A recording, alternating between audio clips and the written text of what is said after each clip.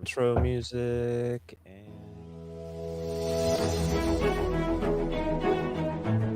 Welcome to the most important podcast you are listening to right now. The A Show with April Hunter and Aron Stevens.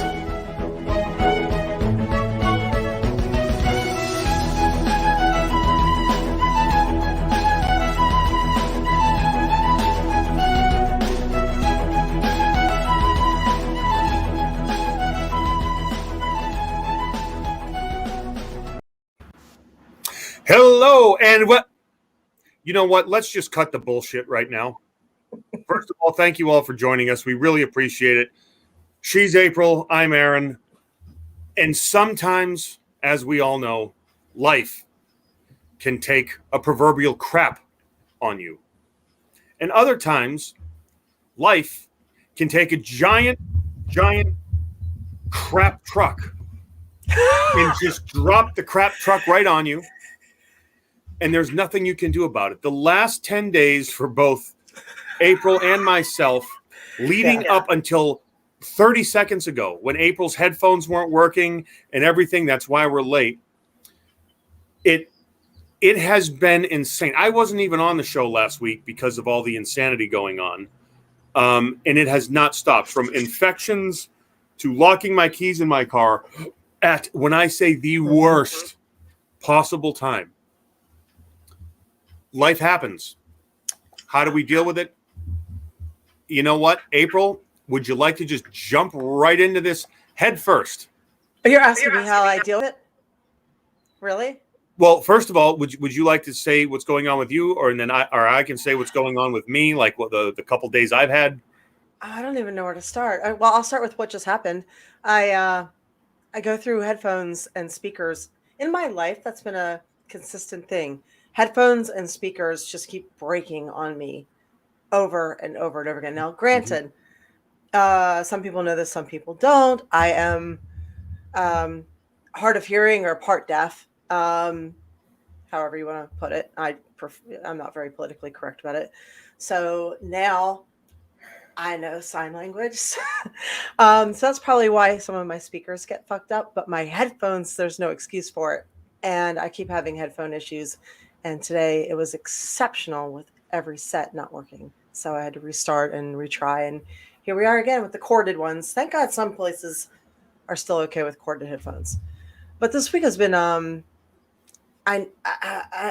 challenge. There's been a lot that has landed in my lap unexpectedly. So, I have my foster dog. I normally share him. He's with me full time now. He's having surgery tomorrow for a growth.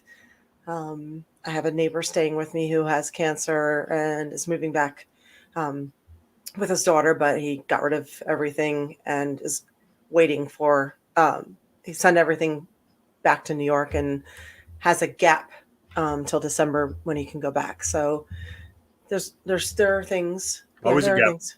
Huh? Nothing. So between my thighs, when I drop my phone, if I'm sitting on the toilet, I can catch him. Mm-hmm. So what's going on with you? So, let's start from the beginning. A dear friend of mine was having surgery. So I'm friends with both him and his wife out here in Malibu. They're just wonderful people. Having surgery, and then there's been some things going on with him for a while. So, like, finally getting to the bottom of it.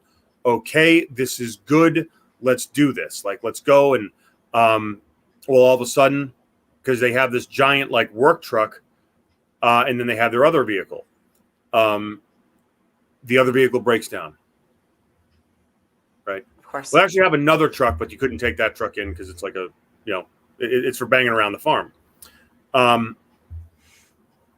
Okay, so I will take you to get surgery. No problem. Get up, go to take him to surgery. 6 a.m. Everything's fine. Now that was last week when you weren't able to make the show. Okay. Yep. Go there, dropped him off. Everything's cool. Go back to pick them up a couple hours later. As I come to pick them up, I pull in the parking garage. I notice that because some nitwit has parked, in two spaces slightly, it throws everyone else off. So I got out of my car just to check and make sure that I was okay and I wasn't going to be like this nitwit. My door gently shuts, but I realize I locked my friggin' keys in my car 10 minutes before my friend is wheeled out of surgery. And I'm talking the mask, the thing, it was terrible. It was an awful thing. So from there, I am like, this is insane. Now, we don't have an Uber option because we live literally in the canyons of Malibu, right? Like Malibu is not like Baywatch. Like we have PCH, Pacific Coast Highway, but then it's like, it is canyon country. There's these roads that they don't have names. There's ditches, there's gorges, there's stuff running around. It's not Uber territory. So I've been out there. So when you guys see on like movies, those roads around cliffs that are dug into mountains, and some of them end up going around and not having a guardrail and stuff, and you look down and there's water, that's where he lives. Yep. Yeah. So from there, luckily the wonderful security people were able to help me get my keys. I was only 10 minutes late. That's fine. My friend says, I need you to help me out with something. She owns a dog grooming shop. I had to go help her with something at the dog grooming shop. Oh. Now, 2 weeks ago, I had sliced my shin open on the back of a truck. No big deal. I'm keeping it covered. I'm actually very good about this. What were you doing? Don't want to talk about. We won't even go there. Okay, are you sure? We'll go there later. But okay, we keeping it covered, keeping my the Neospore and antibacterial cream, keeping it clean. I'm really good when it comes to stuff like this. So I come home after this. I rip the Band-Aid off. Now this was 2 weeks ago, so 3 weeks ago now. But this was like when this happened. And I noticed that there's this red rash on either side of the cut where the Band-Aid was. Not the glue, but the white part of the Band-Aid. And I went, what is this? So I develop some kind of a rash infection. I immediately go to not the emergency room, but the ER, or not the ER. What is it called? The clinic. Walk-in That's clinic. bullshit. That's what bullshit. He immediately goes to WebMD, and it's like, oh God, do I have staph? Am I going to lose my leg? Am I going to lose my arm? Am I going to die? So that came first. Now end up at urgent care. Thank you very much, Hitman 73. I appreciate it. End up at urgent care. I get antibiotics and I get cream. Okay. That night, I come home. All is well. My friend's wife texts me. The friend who just had surgery. Just had surgery. Right. I'm going to the hospital. I'm passing out. What? So she ends up having a stent put in, still in the hospital, can't figure out. There's all kinds of craziness going on. No vehicle. My vehicle needs work. Because I had the struts done 3 weeks ago now, but I physically have not had the time to get my car done. So now I'm carting around. I'm going from Malibu to the hospital, and it's all over the place. It is complete chaos, or chaos as normal people say. And I have not been able to get a full night's sleep. My workouts have been absolute shite. And at the end of the day, what the hell can you do? Because sometimes that's life. That's true.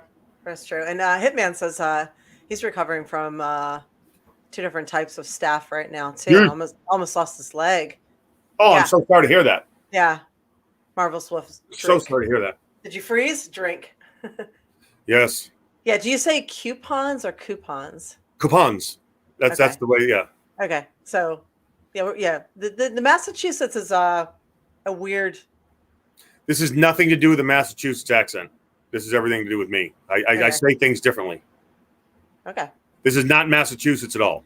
Yeah, schedule? Like my schedule needs to be put in order, things like that. I say a few other words that I'm not going to say on. Yes, Chuck, embrace the fucking suck for sure. Yeah. Yeah. Well, there's been a lot of embracing going on, Yeah. Chuck. I can assure you that there's been so much embracing going on. But you know what? That's life. That's what we have to do. That's what we have no choice but to go through it.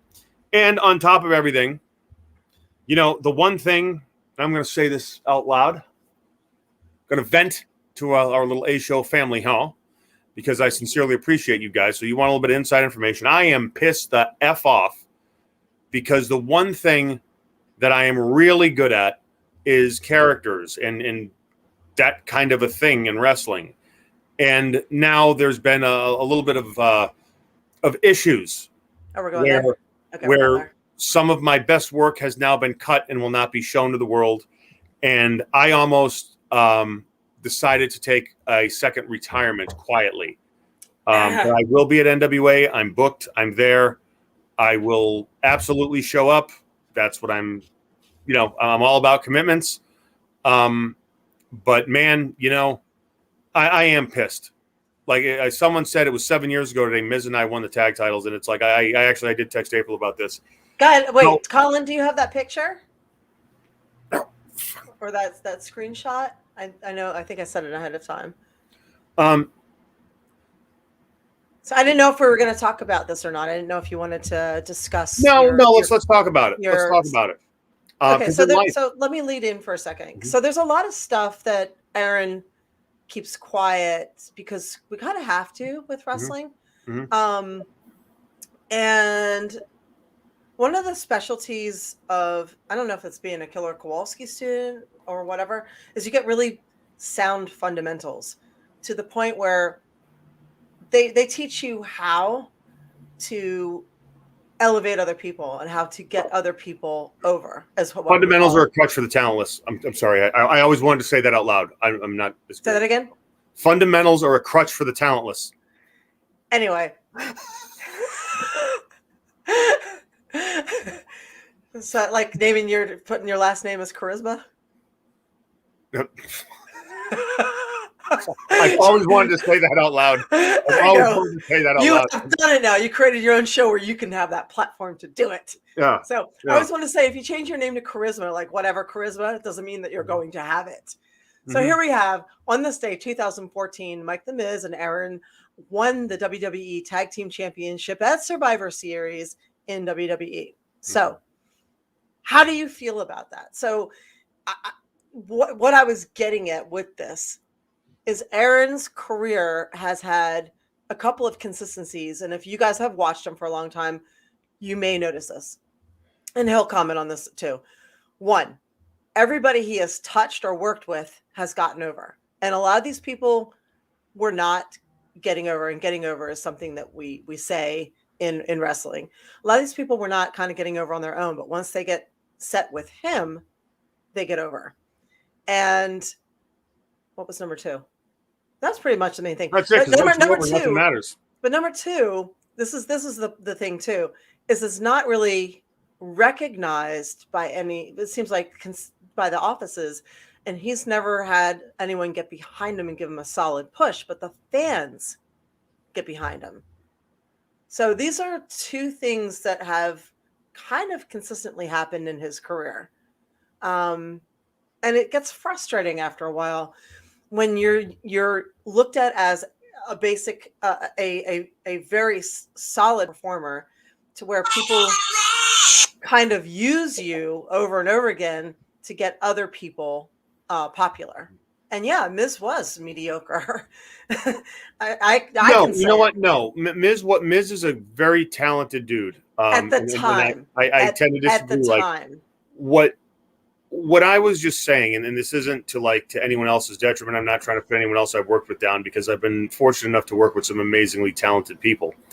All I'm saying is that I have always been able to get myself over and everyone else around me, like whether it was intellectual savior or whatever it was. Like when I have gotten more over than your people that are booked to win the world title and everything like that. And look, it is what it is. And I'm not saying anything that articles haven't been written on and people don't tell, because like I am the last person to put anything I do over. Like I feel we're all biased towards ourselves as performers, and we all deserve more than we get. So I've always been like, no, it is what it is. Let's just kind of keep it, just objective. But to the point of like, I've proven time and time and again, I've had more characters than I can count, and they've all worked. And it's like, I've never gotten the son of a. I'm so sorry. It's of course this is my friend in the hospital, which I will text her to see if she's okay. But like, to me, it has been very frustrating, because when people will say, "Oh, you're great, you're great, you're great," but then they do not, like, number one, give you the real push. Number two, in essence, like, oh, you can have creative freedom and this and that, and then the creative freedom and I guess that's just the nature of the wrestling business. But just what really sucks is when you're What's going on?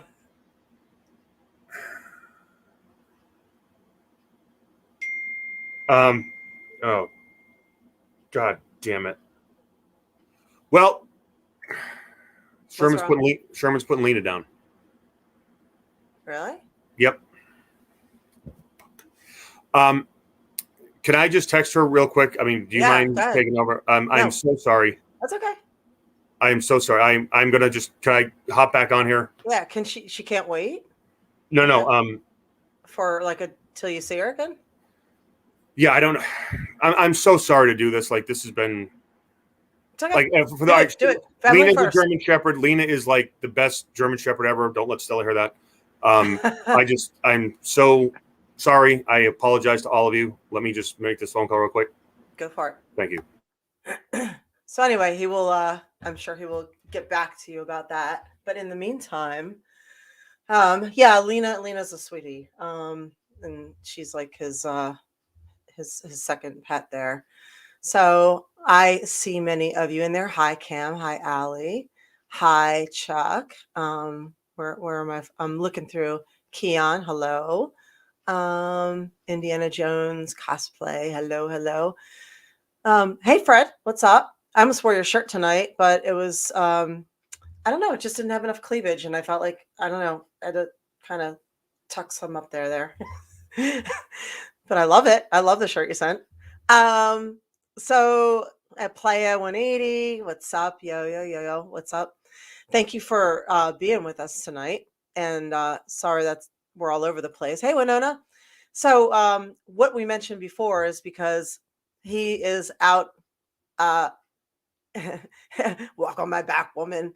I can just, hey, what's up, Jim? And I can actually crack your back with my hands, but if you want, I can try and walk on your back. You might regret that, though. I'm not exactly a lightweight. But what we were saying before is he's out in the middle of nowhere. So if he freezes up or if Stella freaks out, everybody should drink. So turn it into a positive. So what's the Drake Maverick video? I don't know. I did not see that. And I'm not sure. I don't know who that is. Fill me in. It's something I needed to see. It's Drake Maverick, Rockstar Spud. He got cut again, and he did like an emotional release video, like he did the first time he got cut, where he like got really emotional and cried. Wait, is he a wrestler? Yeah, he was Okay. in it. Yeah, he's he cut a really passionate promo the first time he got cut, and they brought him back. Okay. And then the second time, it started to look like he was doing that same exact promo again. Okay. And it cut off to where it was like him basically slapping himself and being like, dude, like almost like Aaron, like every time you're given an opportunity, you go out there and succeed. Like you go out there and you take, like last time you sat here and you cried, you got up and you went out there and you did it. Like, man up, there's going to be several opportunities for you out there outside of the WWE kind of thing. Like it was a pretty impassionate video that he put out that people got to see. No, I haven't seen it, but I will look it up. And can I say something? Yeah. This Thanks, isn't Colin. and of course I can't get a hold of Sherman now. When people say, another thing that pisses me off, when people say that, oh, I've succeeded every chance. No. And this isn't directed towards Spud, because Spud is, in my opinion, one of the most talented people out there. I loved working with him. But when talent gets released and, oh, I've succeeded everything I do, have you? Like, is succeeding going out there and hitting your time, or going out there and having a good match and going through your spots, or is succeeding going out there and getting a louder response than all of their top guys? Is succeeding going out there selling more T-shirts than everyone? That, in my opinion, is success. And people need to take a far more objective look at their own careers. And you know what? I own every bad decision I made in my career. At times, maybe I'm too vocal. At times, maybe I didn't kiss enough ass. But what I did was, every time I went out there, I was over. When my music hit, you knew I was coming out because of the crowd response. And again, this is not directed towards Spud. This is directed towards a lot of talent that think that they're way better than they are, when there's a million people that can do backflips, there's a million people that can do acrobats, but you can't get people to give a shit about you. So if you want to, like, being a good performer and being over are two very, very different things. Sorry, I'll shut up now. No, I was gonna say, why don't you go back to what started this, and how you are a little bit upset about what was not released, and how you were going to what was going on with So essentially, kind of like what happens is there have been, like, okay, with a lot of different people, right? We have individual talent. Let's break it down like this, right? And this goes, and I apologize for the non-wrestling fans. Like, I'm definitely breaking this down into a wrestling standpoint in talking about wrestling. And I'm sorry if I'm a little flustered. I love this dog very, very much, and this really, really fucking sucks. So essentially, what happens is you have the company, right? And how does the talent serve the company? And this goes from everyone, like, everyone has their role, right? Like Hulk Hogan, all the way down to Barry Horowitz in the 80s. And, like, everyone has to put the best interest of the company ahead of everyone else. And sometimes what's best for the company has to take precedent, right? 100%. We get that. And there's been a lot of landscape shakeups, shall we say, in the world of wrestling lately. However, when I, for the better part, and I'm at, my career is more than halfway over, shall we say. Like, I have always been a company man, especially with, in recent years when I returned to wrestling. And, it just really, really kind of upsets me when I put everything I have and I come back and I wanted nothing to do with wrestling. And then I come back and you put everything you have into it. Circumstances happen. You still try to do the right thing. You do what's best for business. You do what's best for the company. And when you're told things will happen, it's just frustrating as shit. When I, in my opinion, did some of the best work of my career, and that's me saying this, and I don't say that very often. And now, it'll never be seen. It's like, the worst thing you can do is put me in tights and have me be just Aron the wrestler. And look, I understand why it was done, because frankly, a while ago, that was the right thing to do. Now, I'll be honest, wrestling isn't fun for me anymore. It's not. I can't, I'm going to say, like, I am not looking forward to going to work. Straight up. I'm not looking forward to getting on a plane and going to Atlanta. And I don't know what this means for my career. I mean, I'm scheduled to be there, but I'm really, really let down. And I'm not going to use the term hurt, because look, it's business. But you know what? Do you love zucchini? No. What? Do you love zucchini? No. Why? I was just. Oh, no, sorry. Yeah, inside joke. But no, you know what? It sucks, and now I'm probably thinking, I don't know what my wrestling career is going to look like, or if I'm even going to have one going into 2022. Because you know what? When you love something so much and you are constantly let down by it, sometimes you just have to move on. And then I can't see really, like, you know, in the current state of things, just kind of like being happy, because I'm not happy, you know.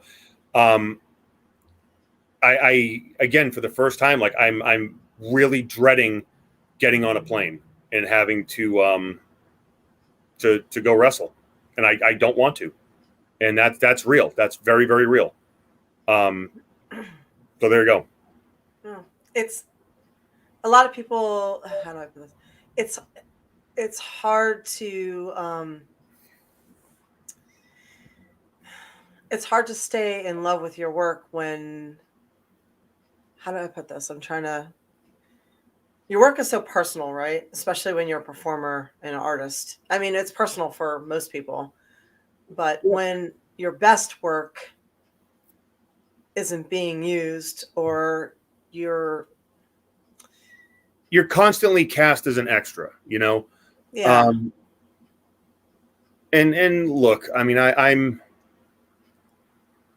I'm really kind of, again, I'm looking around, and just the bland version of me is the worst version of me. And that's what has been highlighted over the last year, not without reason.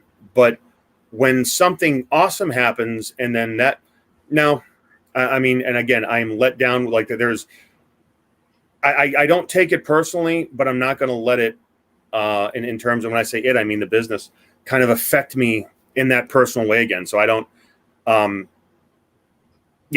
just don't. I'm at a point where who knows, really. Like it's just, it's so frustrating. And when someone tweeted that out about, you know, Miz and I today, it's like, yeah, like my whole career, that's what it's been. And it's just, you know what, I'm better than that, and or at least I was better than that. Maybe I'm not now. Who knows? I feel I am, because again, everyone I've ever worked with has been elevated.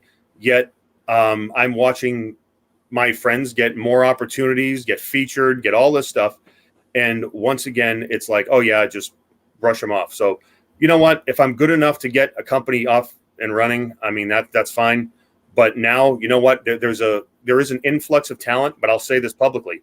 There's a lot of talent. There's a lot of new and very good talent. But the problem is, after their first or second appearance, when they get that pop, can they sustain themselves? Can they make everyone around them better? Can they evolve their character enough to where it will always keep the show interesting, provided they're not handcuffed?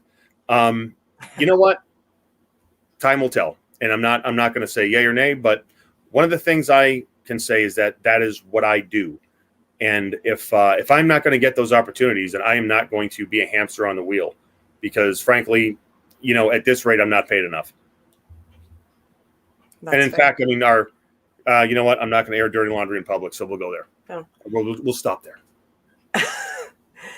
Well, thank you. Yeah. I know you're frustrated, and it's hard. It's hard not to be frustrated with something when you have spent your entire life giving your entire life to it. And you're passionate about it, and you know that you can do more than you're allowed to do. And you're, I guess the word, like you said, handcuffed when it comes to putting your best foot forward. I was, Mick Foley was talking about some of the releases the first time they happened. And some of the fans are really, really fucking disrespectful. And a couple of them were talking about, oh, who cares about this person's release? They're not that good anyway. And I wrote on there, I said, listen, if you're judging an entire body of work by one corporate company, I said, you don't know how the business works. I said, when you go in there, you're told what to do. You're not doing what you're allowed to do. You're not doing what you're able to do. You're not doing You're not even able to show your talent a lot of times. So if you're judging somebody and saying that they suck based on one place, I said, you're not that much of a fan. I said, if you think you can do it better, then by all means, get trained, get a job at WWE, and show us what you can do. Mm-hmm. It's like it drives me nuts how people are so quick to make comments without understanding the business. Mm-hmm. So it's like, and it's frustrating for the talent to have to read those comments too, when they know that they could be doing more. They know they should be doing more. They know that they're able to do more, and they're constantly told no. And one thing that I will say that has been a saving grace of mine, and if anyone's watching has been a fan of mine, I've had some ups and downs in my career, but from the bottom of my heart, like, I really never had that online that much. Like, pretty much, like, it's been overwhelmingly positive in any kind of response to me online.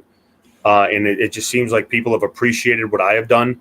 It really seems like everybody but, the office, wherever the office is that I'm at, like, really has this appreciation. I think, like, that relationship with the public, with the fans I've been able to kind of take everywhere I go. And that has meant more to me than any paycheck, than any kind of, temporal compensation I've received. It's really like the fact that, like, fans dig what I'm doing, and that's, online is just a kind of a minuscule sample of what it, but from the live audience too. So I am blessed in that respect. It's just, for some reason, when it comes to the office, I don't know why. And it's the same thing. I keep my mouth shut, put anyone over. My debut coming out of retirement, I put a dude over. Never complained. I'm so sorry. May I take this? I am so sorry. Yeah, go for it. Okay, thank you. So speaking of being grateful for the fans and everything that they've done, I posted something earlier, and I got some really cool responses back to it. So Henry David Thoreau, I love some of the things that he has said. And I have this one framed in my bedroom. And he said, speaking of the time of year, he said, "My Thanksgiving is perpetual. It's surprising how contented one can be with nothing definite, only a sense of existence." And that's just a clip from it. But think about that. My Thanksgiving is perpetual, which means he doesn't have to celebrate on one day. He's always thankful. It's surprising how contented one can be with nothing definite, because we don't know what's coming, how things are going to be. Only a sense of existence. So that's an interesting way to say how you can be content just living in the now and not having to worry about what's next. So I asked people what they were grateful for. And I'll ask you guys what you're grateful for. If you list 3 things, let me know what they are. And they don't have to be like 3 major things. They could be 3 small things, like, I pooped today. You know what I mean? So let me, like, what are you grateful for? So we're talking about Henry David Thoreau and being grateful, especially this week. Yeah. I hate to do this, and I feel like I'm letting you down and everyone else. They're putting Lena down right now. Okay. It's about 10 minutes away from me. May I go say goodbye to her? Yeah. Thank you. Definitely. I'm sorry. I will see you all next week. I apologize. I mean, like, we started out, right? Like, it's a shitstorm, and here we are. So something in the air this week, I guess. There is. Thank you all very much. I am so sorry. Yeah. April, I apologize. Don't worry about it. You, like, this literally is not like, I love this dog. I know. So yeah. Okay. Thank you. Right, go. Bye. So, wow, that's the cherry on the shit Sunday, isn't it? Right. So, yeah, Lena is she's a good girl. We got a lot of people throwing some love to Aron in the chat here, April. Yeah, I see that. Thanks, you guys. It's got to be rough. It's got to be rough. But like you said, you have things to be thankful for. In times like this, you kind of do have to look at the positives and try to look at the bright side of things. So as you were saying, in these times, there are little things that we can look for in the positives and stuff like that. Like I always like to say, in death, you shouldn't cry over this person. You should celebrate their life. Like my mom has legit said that when she dies, she said no one better be crying. You better be blasting Jimmy Buffett, and everyone better be drinking a margarita and talking about all the crazy things that we did. Right. Definitely. So that's Aaron should be positively thinking about all the fun things that he had with Lena. And everyone, if you are going through certain things and you're having just life just crap all over you in a sense, try to find the little positives in the cracks, because they're there. Mm-hmm. They're there for sure. Yep. Yeah, they are. I'm a big fan of the celebration of life, otherwise known as the Irish Wake, rather than the tears. Definitely. So I hear you. So I would like my death celebrated the same way. So talk some shit and have some drinks. Yeah, everyone should drink in the chat for that one, just because. Yep. Cheers. Sláinte. Kampai. Oh, player, you've had 3 pets put down this year. That's horrible. I feel you. I've lost 4 this year. It's rough. And I think pets have evolved to where their work now is our companionship. So it started off when, dogs were used for different things. Their working abilities varied from retrieving to hunting to ratting to herding. And now largely not used for most of those things on a regular basis. They've evolved to become companionship for humans.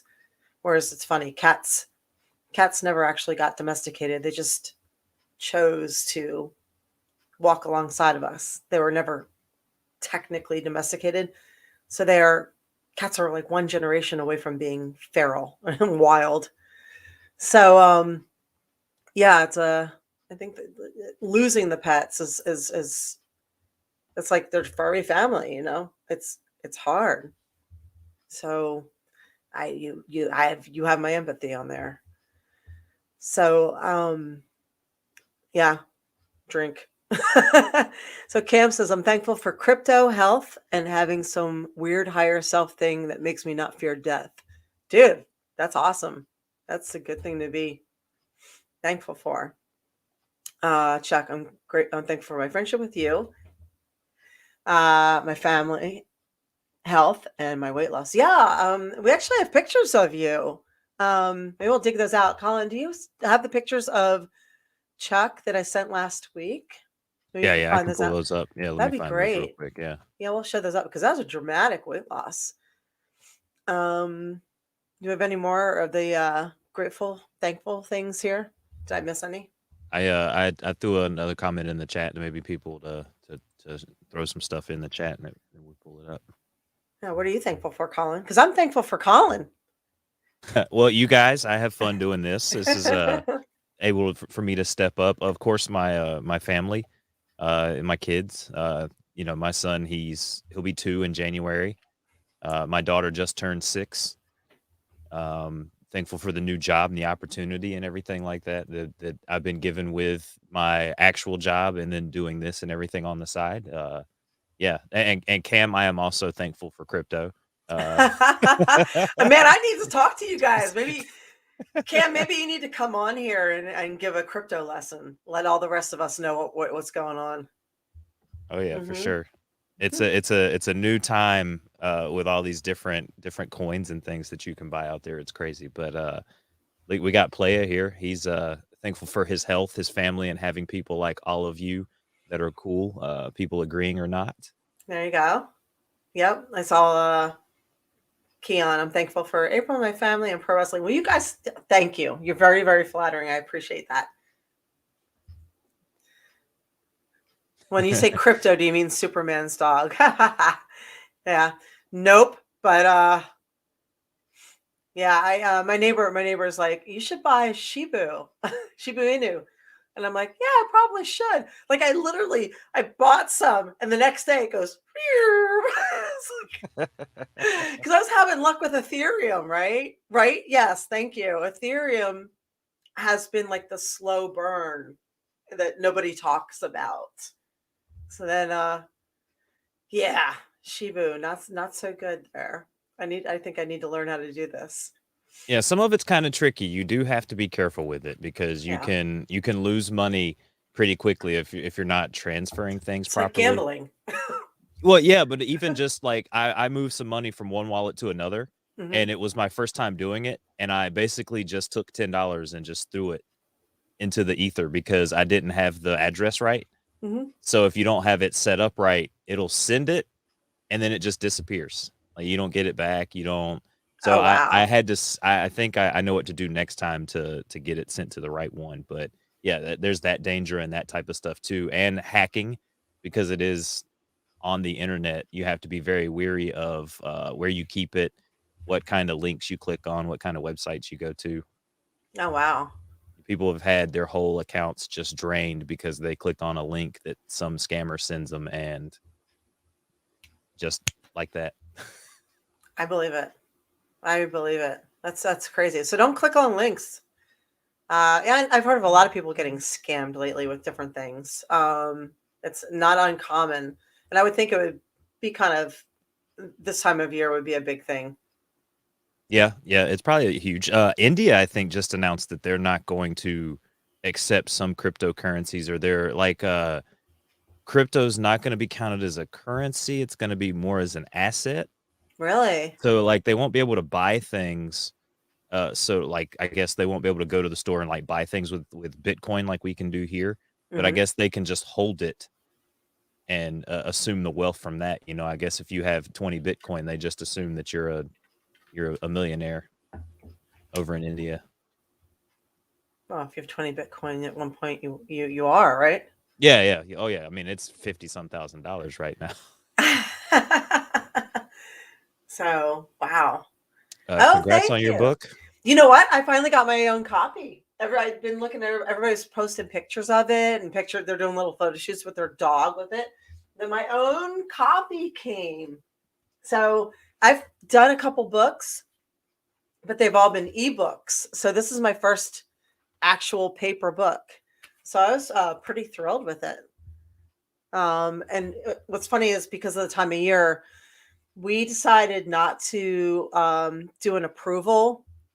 Thank you. Yeah. Thanks to everybody who bought one. I really, really appreciate it. So it's a funny, we decided to not do the approval to check and make sure everything would be okay. We're just kind of like praying and it ended up turning out okay. But it would have taken 21 more days to do that. So, um, yeah, thank God it's all right. Um, Yeah, but you can get this on. It's Monty, A Tale of No Tale. You can get it on Amazon, Barnes and Noble, anywhere books are sold. Um, and I won't get rich from it. Um, but the printing costs are very, very expensive. And by the time it is split between my publisher, my illustrator, and I think I get $1.13 a book, and that's it. So there's definitely not going to be a rich thing there, but it shows that I can complete something and gives people faith that I can do something in this type in the children's entertainment, and it gives me something behind my name that's actual, substance. And thank you for leaving me a review. Reviews are good. So, well, good reviews are good. I should say that. So, yeah, if you can leave a review, that would be wonderful. Thank you, thank you, thank you. I appreciate it. I would love to get it up there and get lots of copies sold for Christmas, buy one for all the kids. And so, Winona, I decided to try my hand at making some Christmas gifts this year instead of buying. Been working on one earlier today. Yeah, we were just talking about that. I was actually just talking about that with Aaron. I was saying that a couple of years ago, I just kind of switched over to, I call it Yule instead. And I think we talked about it on here because I feel like it's just kind of stupid to Yes. Thank you, Cam. I feel like it's stupid to go completely broke or go into debt for one day a year. I get it for the kids. Like, get the kids something. That's fine. But like, if you have a big family and it's, all this stuff really, really adds up, it gets really, really expensive. So I just a couple of years ago, I started like doing stuff where either I'm making stuff or keeping it really small or having people over to do it like a party, eat, just avoiding the debt. So I think that would be a good thing since we don't know how it's gonna since we don't know how our existence is gonna be for 2020, staying out of debt might be a good thing. And Cam, thank you. Buy 10 books. I appreciate it. So, and thank you for gifting people memberships here a while ago. That was nice. Something I saw that and before I'll switch topics, I'll say this. Here's what I'm grateful for. Yeah, my book came out. I'm grateful for Colin for putting up with all our stuff and my co-host. I am grateful for my pets, what few I have left. They keep me sane. Pets teach us to sit right. I'm grateful for the multiple career avenues I have, even though I'm strung out and spread too thin and exhausted. I'm glad that there are lots of different avenues. I am grateful for jalapeno salt. Yeah, big time. It makes everything taste better. I am grateful for boxer shorts, which I'm wearing right now because this is a no pants podcast. And I am grateful for, no, seriously, I'm joking. I'm grateful for you guys. Thank you for showing up every week. And thank you for being a part of all of the things that I do. Some of you have been fans of mine for a very long time and you've been very supportive. And I appreciate that so, so much. So I probably don't say that enough, but I'm very, very grateful. I know I've alienated a lot of people this year by well, I won't say politics because I'm not political, but by speaking out, which I'm going to try not to do as much, mostly because it's driving me crazy. I'm losing my sanity over it. I'm finding that I personally need a break from it, I think. And I think at this point, the people who are going to listen have already been listening, and the people who are not going to listen are just like la la la la la la la la. They don't want to hear anything. So it's not really serving a purpose as much anymore. I could be wrong on that, but that's where I think it is. So rather than alienate the 12 people left who are still following me, I will, I think, proceed to spend my time and energy building up rather than tearing down, if that makes sense. I mean, I'm still going to retweet things and try and spread hope as much as possible regarding stuff, but I'm not going to make it, I'm going to try to not be as single-minded and obsessed about it as I have been. You know why I'm like that, though? Because I feel like, I don't know, I kind of feel like that's my purpose, to warn people or look out for them or let them know, because I feel like people aren't getting the entire story. So that's why. COINTELPRO, huh? I'm grateful for my life because a couple of times I could have been dead earlier this year. Wow. There's a saying that people don't start living until they have nearly died. And I wonder if that is the case for you. I know that's the case for me. So a lot of people exist, they're not living. So if you have a situation where you nearly die, all of a sudden it kind of wakes you up, kind of like Fight Club.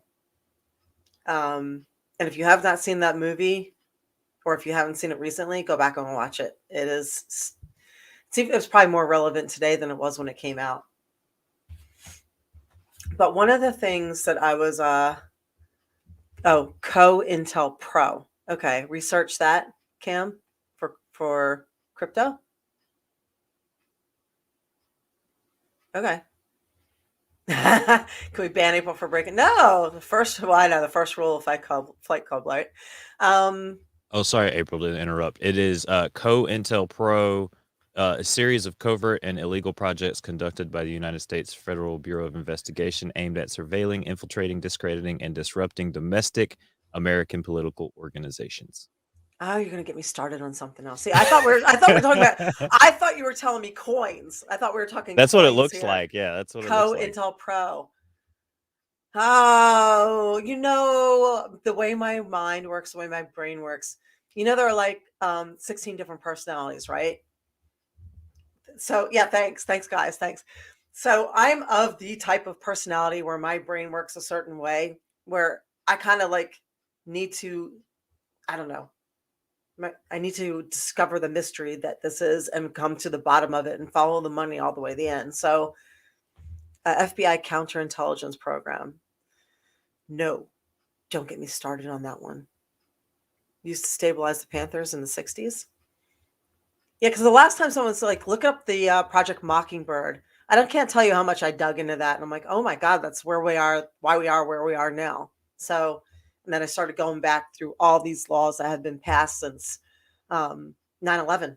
And never mind, don't even get me started. So there's just so much lined up. It was, anyway, speaking of conspiracy theories that are not a conspiracy theory, let's talk about schools for a second. The reason I'm seeing parents fighting like crazy about schools right now, which made me curious about how schools got started. So I started researching it, right? So in a nutshell, it's really kind of interesting.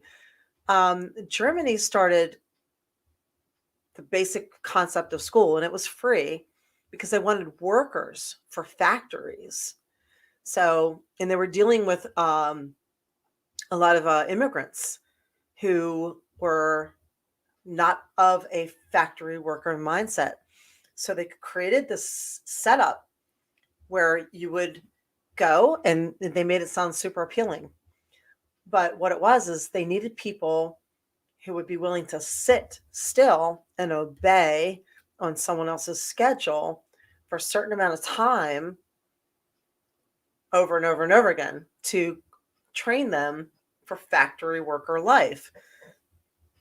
Whereas most of the immigrants coming in had more of an entrepreneurial mindset because that's what they were used to. They were workers, they were skill set, they didn't let time or whatever confine them. So our school system now, even today, is still set up on that German factory worker system where they want you to sit still, obey, and do this for hours and not question anything. So they teach you enough, but they don't teach you how to critically think. They don't teach you how to recognize things. And they don't teach you how to be an entrepreneur. They teach you how to go along with everybody else.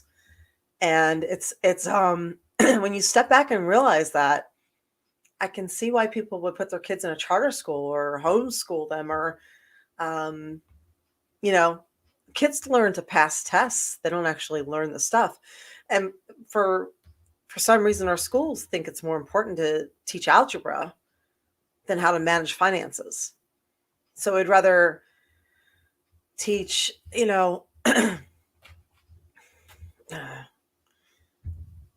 something useless. First thing that comes to mind is math. We'd rather teach all this math than teach people how to manage their homes and their lives, and hem their pants and sew a button and cook and create things and have a skill set and fix things. So I'm wondering, this is the mentality of the masses that we deal with. Excuse me. It's the time in Florida where we have our windows open, but it's also allergy season, so it's nice not to have the air conditioning on, but I'm also sort of dying. So I don't know how many people like understand that what they're teaching their kids is to not really be successful, but they're teaching them to make money for somebody else. So I just thought that was curious. And then the people who are of an entrepreneurial mindset are ostracized for doing things their own way, for working on their own hours, for being outside the box thinkers or not seeing a box at all. So I just thought that was, since you guys are kind of all over the place with me and you're kind of, majority of you are moderates and thinkers, I thought that's, and you all probably know most of this already, but I thought it'd be interesting. And I was originally supposed to talk to Aron about this with you guys, but obviously we're flying by the seat of our pants today. So Cam says Columbus murdered children, and yeah, well, I saw something on the show Yellowstone where it said every major milestone in American history was created by a monster. And I thought that was interesting because we use shows, books, and TV. We use fiction to tell the truth, right? Because people can't handle it unless it's with fiction or cartoons. So you think that's true? Every American milestone has been created by a monster. Could be. So I thought that was rather fascinating. All countries' flags have a little blood on it. Sorry, go ahead, Colin. No, that makes a little bit of sense there, April. With what It does you're saying, actually, though, right? is because they're a giant leap forwards in certain things. Like that's a weird. I've never heard, thought about it like that, or that aspect of it. Yeah, I didn't either. It was kind of like when the person said it, it was just like it like hit me with a ton of bricks. I'm like, wow, really? I guess we have needed those monsters to get where we are, but still, you have to. Yeah. History is written by the conquerors. History is written by the success story. I'm sure they leave a lot out. Whoever wins. Yeah, whoever wins writes that. Yep. And they write it the way they want. So here is a thought. Let's take the opposite tact of what I've been saying. Let's look at something for a second. Maybe we are not maybe, but what if we're unsustainably overpopulated, right? What if this is a massive movement to depopulate everywhere and tie it in with clean energy? What if ultimately, even though many of us are speaking out about it, myself included, what if ultimately that is what is the best thing for the world and the earth, whoever's left? Even if a large amount of people have to die for it. History is, and all great milestones were created by monsters, right? Is that what's happening here? Just something to think about. Well, it takes a certain kind of maniacal person that wants to run for like a political office, right? Like that wants that type of power to rule people, and that's there's all kinds of egotistical people that get into those positions. Just look at like Mussolini and Stalin and Hitler and all these other people through time, right? But yeah, for even these guys that like Musk and Bezos for people in our time, right? To get that rich, you have to have a certain mindset too, to be cutthroat Fuck in you, pay me. business. Yeah, basically, yeah, because And real. Because I mean, think about Bezos was like, I'm gonna do a online book thing, and then he started looking around him and was like, nope, we're gonna do that, we're gonna do that, we're gonna do that, and just I started remember just when Amazon taking. was just books because Hmm. I used to buy the books from them. Like he was one of the only companies that really survived that .com bubble. Yep. Because it's adapt or die. If you constantly have to evolve. So, Cam said anyone who wants to be a world leader is a sociopath. You think so? Maybe. It was Mao, was a communist leader. Hmm. Mao said, in order to make an omelet, you have to break a few eggs, and that has always stuck with me. Like I say it jokingly all the time when someone gets upset. I'm like, got to break a few eggs to make that omelet. But yeah, yeah. So, Have it's you ever interesting. been to the Georgia Guidestones? No, but we just went to Georgia and we, for some reason, did not go up there and look at that part. I don't know why. Is that a lot of So, people feel like that has something to do with depopulation? yeah, I saw that. I've, I don't think I learned about them until recently and until after I came back. But I think it does have something. If you read about it, it says it should not have more than this many people, and we are past that amount of people. Way past that. Way past Way, that. way past that. I thought it was funny when Reuters came out with the headline of the lowest birth rate ever in recent history, and then everybody kind of grabbed that headline and spread it. And then meanwhile, you look around and every single person has somebody in their family, or everybody has somebody in their family who just had a baby. Like everybody. You can't get on social media without seeing a Yeah, baby that's true. or a maternity shoot. And I'm like, wait a second. Like everyone I know just has a baby in their family, a new one.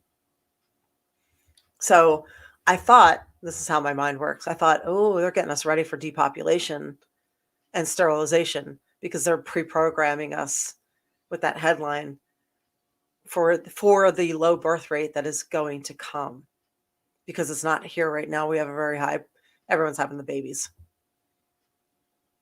Yeah. Oh, that's true. You're so right about that because it is like everywhere you go, you see somebody wheeling a toddler or something like that around Yeah. in a cart.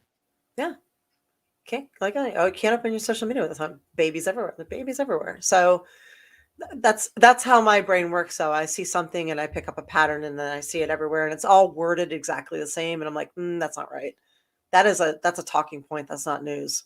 That is an opinion. That's not news. That's programming. That's not news. And like you can kind of I can see it. I'm sure some people can see it. A lot of people can't.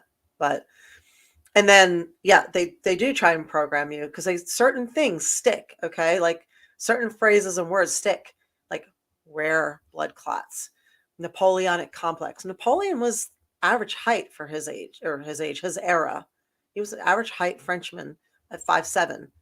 But the way the British discredited him was to call him short. And it's stuck forever. Now we have Napoleonic complex. This is how dangerous words are. So we have said forever, early to bed, early to rise, or people who don't get up early are lazy. That has been a saying forever. But that's not true. That phrase was created when we went by daylight. So you get up early because you're fighting the daylight because you can't do anything once it gets dark. We have electric light now. You can get up at noon if you want and work until 4 a.m. and still be an entrepreneur who's kicking ass. So a lot of these sayings are programmed in our head. And then you get somebody's like, oh, you're not getting up early. You're so fucking lazy. It's like, no, I'm just working on a different shift than you are because my creative times are these hours. They're not your hours. But these things stick in our heads and they become real to us, or they become fact to us. So Napoleon, therefore, was short. Blood clots, therefore, are rare. People who don't get up early are lazy. So, and they do it with everything. You saw it for a while. They were doing it. Everybody black was in jail. And it's like they would say everybody black is in jail. They would insinuate that. everybody black was creating crimes, or you would see it. They couldn't actually, there was no focus on people of color who were kicking ass and creating businesses and doing amazing things. Like all you saw were people of color with crime. And it was like a programming kind of thing. It was like, it happens all the time. Like, I know we're not supposed to acknowledge it or see it or say it, but that's, if you see it, you see it. You know, not everybody sees it. If you repeat a lie enough times, unfortunately, it becomes the truth, in my opinion. Yeah. Yep. We can even do that to ourselves. We can convince ourselves that we've lied. Like a lie is our truth. So, I don't know. I've had that specific conversation about times like in a relationship that I was in the past. She worked mornings and I worked nights, and our schedules were complete opposites. And then she never could understand like why I didn't want to get up in the morning. And I'm like, because this is kind of my schedule. Like this is kind of what I do. And she's like, yeah, but most normal people. And I'm like, okay, but you got to get it. We live in a 24-hour society now. Yeah. Like I for the last maybe in about 20. I like that normal people, most normal people. Yeah. In 2009, It's what you 2010, I basically decided that life is now 24/7, right? Like if we have Walmart 24/7, you can do anything at any point in time 24/7 because you Waffle actually House. have Waffle people House. Exactly. You have people coming off of third shifts at 2, 3, 4 in the morning. And now I realize that being older, I had a friend whose dad built trucks and he worked third shift. So there were times we were over at the house and they're like, hey, you got to be quiet. Like my dad's sleeping. And I'm like, bro, it's like 3 or 4 in the afternoon. Like, why the hell is he asleep? But now I get it. Like even in the 90s, people were still kind of on a 24-hour schedule, but businesses and other things hadn't picked up to the new way that society is. And now we have internet shopping. They've kind of closed down some of the 24-hour stuff with COVID, right? Like we don't have those freedoms now to go out to Walmart now at 2 or 3 in the morning, which I find is the best time to shop at Walmart. I don't know about you. 100%. 100%. 3 or 4 in the morning when there's no one there. And no one's there. Yep, no one's there, no lines. You can usually just bother the person in electronics to check you out. It's amazing. But we are in a 24-hour society now, and it sucks that a lot of the mainstream doesn't acknowledge that. You know, they poo-poo on you wanting to live that kind of lifestyle. No, you need to work a 9 to 5. I mean, get a degree, work a 9 to 5, live this life, have your house, have your car, have your dog, have your white picket fence, have your 2 kids. I was just talking and about have your that. perfect life. Like the society's norms are so fucked up, toxic, and dangerous. It's not even funny. So if you don't have kids, you're not normal. If you're not working 9 to 5, you're not normal. If you're not lamenting the fact that you've turned 40 and your life is over and you're not attractive anymore, you're not normal. So I think if you listen to what society says, you're not going to be in a good place. You're supposed to go broke for Christmas. That's one thing I saw with the supply chain. They're like, oh, Christmas might not happen. It might have to be canceled. And it's like, dude, like, do you know what Christmas is supposed to be about? If you think it's all about the supply chain, like, really? It's all about standing in line to get that $60 60-inch TV right on Friday, right? Right? I get mad at noise ordinances because the noise ordinances is between a certain time and a certain time. And personally, I feel like noise ordinances, like common courtesy, should be a thing all day long. So don't let your fucking dog bark all day long. You know, I don't care if it's 11 in the morning. Don't do it because some people sleep. Oh yeah, we kind of live out in the country here, April, and there's some people in the woods that they have a shooting range, like an outdoor shooting range, and it is handguns, rifles, and then every once in a while the shotgun goes off, and it'll like the other day it was 2:00 in the afternoon, and it probably lasted 4 hours. Oh, really? Of them just shooting all day. Yeah, you don't. Yeah, but those are the neighbors you want in case some shit goes down. Oh, of course, yeah. No, I know we're heavily protected in this neighborhood because you hear it all the time. We're definitely in the country. Yep. At least they weren't doing it at 10 in the morning. No, but there are some there are some Hispanics that live down the street, and the other day it was like 10 or 11 o'clock in the morning, and I think they were having a quinceañera or something because they partied all day, and it started at 10, and it went through all Yeah. night. Player said most people don't know that American Thanksgiving was actually created by a woman wanting to bring families together post Civil War. Only when the government adopted it as an official holiday it became about. No, I did not know that. Is that true? No. That bridges the Look that gap up. between Columbus and the pioneers and all that. So, yeah, Cam, I'm with you with the tiny house and the off grid and all that. You know, in Florida, we voted against they word the law so terribly down here. They word all the laws so ambiguously and terribly. Not ambiguously, sorry, off like just awful. So that people actually voted against solar energy here. Because if you read it, you would understand why. It was so confusing. So we're not allowed to be off the grid here. So a lot of people have solar and they're actually paying the same amount as not having solar. So, and when the grid goes down, they have solar hooked up to the grid. It will shut down solar too. So it's pretty amazing that the Sunshine State will not allow you to use solar. But what's ironic is, and I love this part, if you drive down the street, you'll see that the power on the streets, they're all powered by solar lights. So the government can use it, the state can use it, but we can't. So yeah, they can. Yeah, I think that's fantastic. That right there.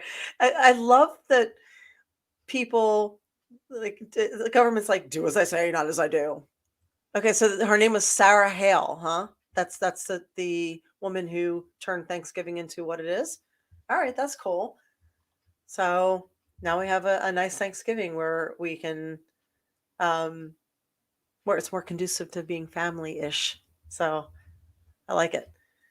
So I never even knew football was a thing on Thanksgiving because I never watch it, and my family never watched it. I didn't know it was like this big deal. So I knew pumpkin pie with a lot of whipped cream was a big deal. I mean, that's a really big deal. Huge. Okay, so I did a little digging. So I got on her Wikipedia for Sarah Hale. She is most notably famous for creating the nursery rhyme "Mary Had a Little Lamb." Mary had a little lamb. And it looks like her initial letters failed to persuade, but the letter she wrote to Lincoln convinced him to support legislation establishing a national holiday of birthday and independence, or holiday of Thanksgiving in 1863. The new national holiday was considered a unifying day after the stress of the Civil War. No. Before Thanksgiving's addition, the only national holidays celebrated in the U.S. were Washington's birthday and Independence Day. So, April, this is something that I have here. As a woman, women are very crucial to a lot of these things that have, like, you hear this about how she wrote these letters to Lincoln, and it's like, but you never hear that in history, right? Like We didn't learn it. or a lot about Betsy Ross and what she did and those types of things, right? Like and so that's amazing that That is. it took a woman just kind of giving a little pressure to Lincoln, like, hey, we need another national holiday. Yeah. Hey, thank you. With Sarah Hale, right? Yeah. Thank you, Sarah Hale. Yeah, I know a lot of. I know. I know. Like we said earlier, history is written by the people who who print the books, I guess. So yeah, there was something I was gonna say. I said, it kills me every year where they do a thing about canceling Christmas. They talk about the war on Christmas every year, and what's funny is the only people who have ever canceled Christmas in the history of the world have been the Christians. They literally canceled Christmas here in the United States because they thought it was too much debauchery. So, and Christmas was actually taken from the pagan festivals That's why they adopted the winter solstice time. It doesn't really have anything to do with technically with Jesus. It has to do with the fact that they wanted to convert the pagans over to Christianity. So they adopted a lot of the pagan symbols and traditions, like the tree, like the Easter bunny and all that stuff, because it's named after the goddess Esther. But Christmas was the pagan festival. It was originally, I believe, Saturnalia. And they renamed it Christ's Mass. So now we have Christmas. So, because a lot of Christians, like hardcore Christians, believe if you do your biblical research according to the sheep tending schedule, if you believe in Jesus, he would have been born around April, according to farm scheduling and what was written in the book. So, well, whatever. But now we get Santa, who's Sinterklaas, is named, who's from Allfather, Viking roots, I believe. Odin, who had the white beard and the flying reindeer. That was Odin. But it kind of transferred over into Sinterklaas, Santa Claus, Saint Nick, Germanic. So, all these pagan traditions, again, were adopted because we love them. So Christmas does have uber pagan roots all over it, from the holly we hang up and the mistletoe to the trees we put up to Santa Claus to the things we drink. It's all kinds of pagan festival. So eat, drink, and be merry. So instead of a war on poverty, they got a war on drugs. So the police, Tupac, yes, hey Cam, I like that one. So no, we're not canceling Christmas. So anyway, there's that, and I just thought we were going to have a little bit of a different show, but we didn't. So thanks for going with it. Thanks for letting me know what you guys are grateful for. We are going to do the Festivus show. I tried to talk Aaron and Colin into doing it on the 21st, that Tuesday, but they are hardcore on the 23rd. Now, I don't know much about the Festivus traditions. What do you guys think? Because for the people I have talked to, a lot of people feel that the 23rd is going to be a day where everyone's traveling, or they're receiving their family, or they're doing last minute shopping. So I didn't know how busy people are going to be.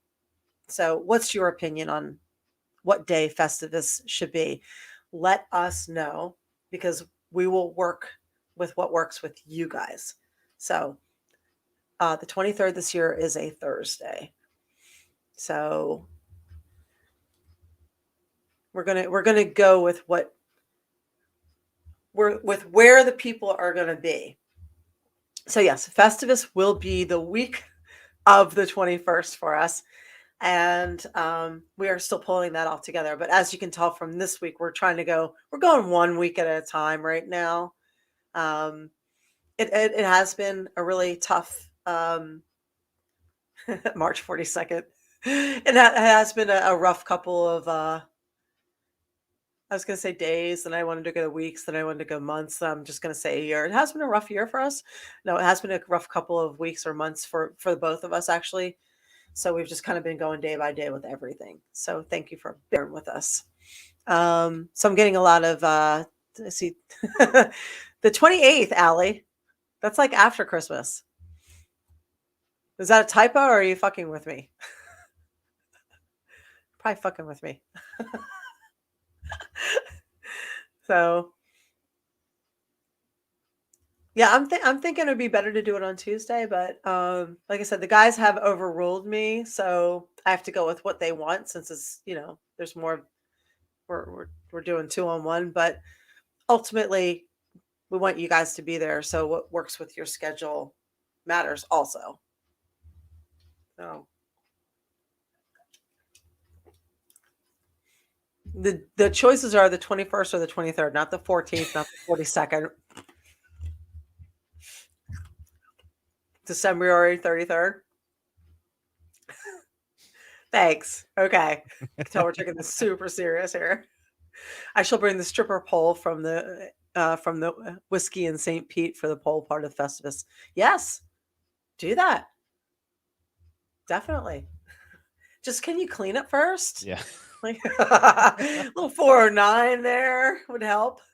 So anyway, yeah, I just want to say I will not keep you. You must go and do your thing and have your snacks and eat your meal and have your evening. But thank you for joining me tonight. Thank you for again rolling with it. And thank you for buying my book. And thanks for doing the leaving the reviews and doing the fun pictures with your pets and posting those, or just sending me cool pictures with the book. I appreciate that so much.